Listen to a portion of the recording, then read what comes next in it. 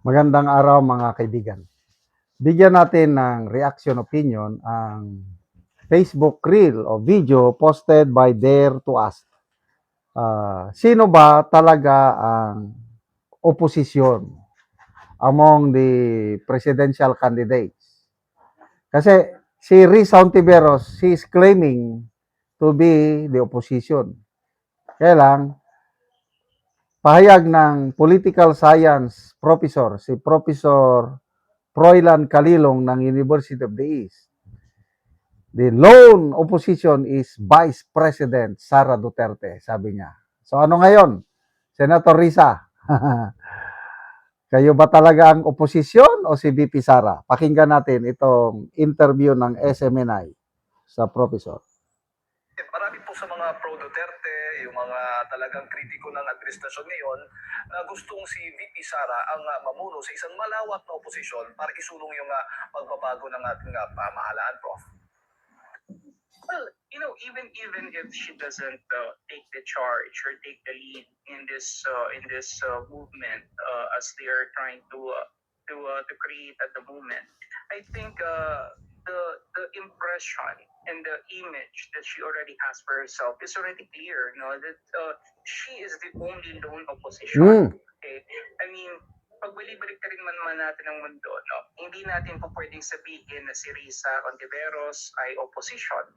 Hindi natin po pwedeng sabihin na mga Dilawan, ang mga Pinklawan ay opposition. Hindi natin po pwedeng sabihin na yung Makabayan Black ay opposition. Why? Because they cannot even call out the president. They cannot even call out the president and his allies. They cannot even mention yung flood control scandal, no? Iniiwasan nila to, no? Because alam nila na kapag binanggit nila to, ito ay tahasang pagkilala, no, doon sa usapin na kung saan may kinalaman talaga ang ating Pangulo. So, sino pa ba talaga ang opposition na matatawag? Eh di yung nagsasabi at nagsisiwalat ng katiwalian at ng talagang humihingi ng hustisya, no, para sa mas nakararami nating kababayan. And I think that's none other than the Vice President. And if you try to look at it, ano, bago pa naman talaga nagsimula itong pag-ugong ng flood control na to, no, maalala natin, pinapanggit lagi ni President BBM na siya yung nagsiwalat nito, no? Pero we need to understand, no, as early as 2023, binabanggit na to ng ating ikalawang Pangulo, no? Sinabi na niya, no, na ang pera ng bayan ay nandito lamang kay Martin Romualdez at saka kay Zaldico, no? Sino ba yung amo ni Zaldico at saka ni Martin Romualdez? Maliban walang iba kundi si BBM, no? It's as simple as that, no? So the only opposition right now that I'm seeing is the Vice President. And even if she doesn't take the charge or take the lead in this case, I think it's very clear, you know, what she stands for, and I think that is what the public understand and needs to understand at the moment. Yeah. However, we do malawak na oposisyon. Ayan. May nabasa akong post ni Kipichu kahapon.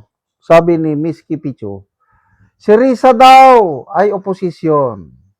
Sabi niya, sige nga Risa, manawagan ka nga, isigaw mo nga, Marcos, magnanakaw, Marcos, mag-resign. Sige, gawin mo nga yan. Narinig nyo na ba?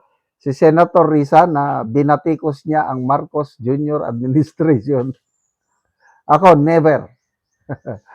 Mga Pinklawan, sina Bam Aquino, sina Kiko Pangilinan, dati sila yung mga vocal na no. Kasama na yan si Trillanes, Dilima. Sila yung mga tumatawag kay Marcos noon na diktador, magnanakaw, walang kwenta. Si Sharon Cuneta nga, nung kampanyahan ng 2022, sabi niya, ipapagkatiwalaan nyo ba ang kinabukasan ng inyong mga anak sa isang leader na hindi maasahan sa kagipitan? Meaning si Marcos Jr., hindi daw siya maasahan. Kaya, piliin natin ang magaling na leader. Leni Robredo, ganon. Ang sabi ni Sharon Cuneta noong 2022. O ano na ngayon? Pangilinan, Sharon. We support you, Mr. President. Anong tawag doon? Di ba? Kain suka. I agree ako. Ang tanging may tapang at malasakit, hindi takot na VP Sara. Kaya nga ini-impeach na siya ngayon dahil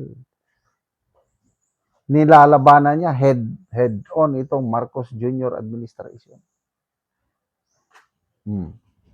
So bago nag-resign si VP Sara sa kanyang pwesto as DepEd Secretary, di ba?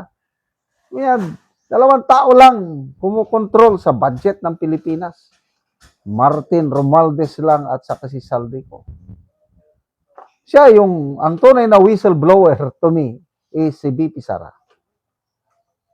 Nung una, pinagtatawanan siya. O ngayon, anong nangyari sa flood control, di ba? Ang kagagawan, yung expose ng PGMN, Martin Romualdez and Saldico. So, wag nyo nang lukuhin ang taong bayan na sinasabi nyo na si Pangulong Marcos ang whistleblower. No way. Mabuti nagsalita si Congressman Edgar Erese. Ano sabi niya? Malapit na, mag 1 year na, excuse me. Mag 1 year na. Mula nung nagsona ang Pangulo. Mahiya naman kayo. May nangyari na ba? Sa mahiya naman kayo? Halos wala. Ang mga napakulong lang nila, pinakabago si Senator Jingo Estrada, ex-Senator Revilla, yun lang, pagmamalaki nila. Na mahiya kayo. Saan na si Romualdez? Pinagmayabang ni, 3. Romualdez, Villanueva, Escudero. Yun ang inaanunsyo ni Ombudsman Rimulya nakakasuhan. Nasaan na yung kaso? Wala. Ang unang kinasuhan at ipinakulong, Jinggoy. Sinusunod ngayon si Marcoleta. Kaya wala akong kabilib-bilib yung mahiya naman kayo. Magsusuna na naman ang Pangulo. Ano kayang sasabihin na naman niya? Nakakaya. Salamat mga kaibigan sa inyong pagsubaybay sa channel na ito. Nakakatulong kayo ng malaki sa tribong talanding ng Bukidnon dahil ang income natin sa channel na ito is pantulong sa tribo.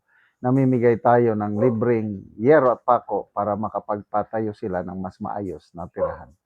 Panoorin ninyo ang video na ito. Una ni ang mga yero nga ipanghatag sa mga tao. So, yan lang gibutang. So, kay ulan man, ugma ni ibahin-bahin sa mga tao nga nagpatindog og balay.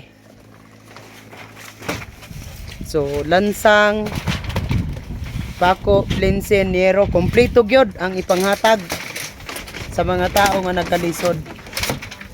So, bahala gyud nagaulan, tabang gyud sila.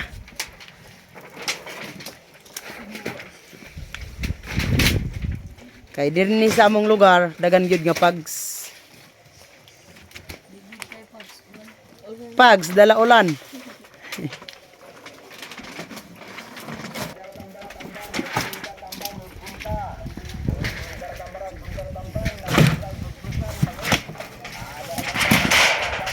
$390 kayero.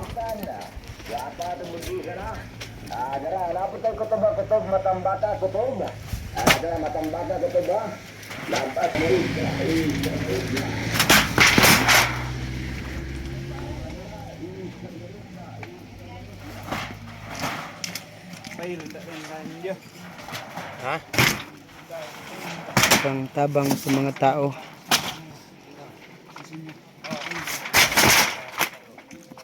Nga mga daot na ang ilang balay.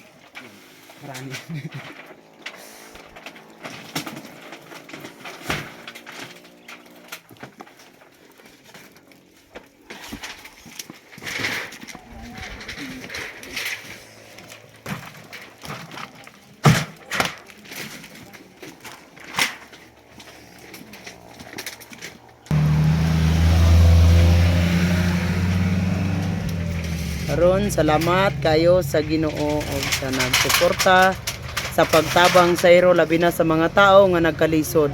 So makabalay na gyud sila tungod sa tabang. Tinaot nga magpadayon ang inyong tabang sa mga tao nga nagkalisod.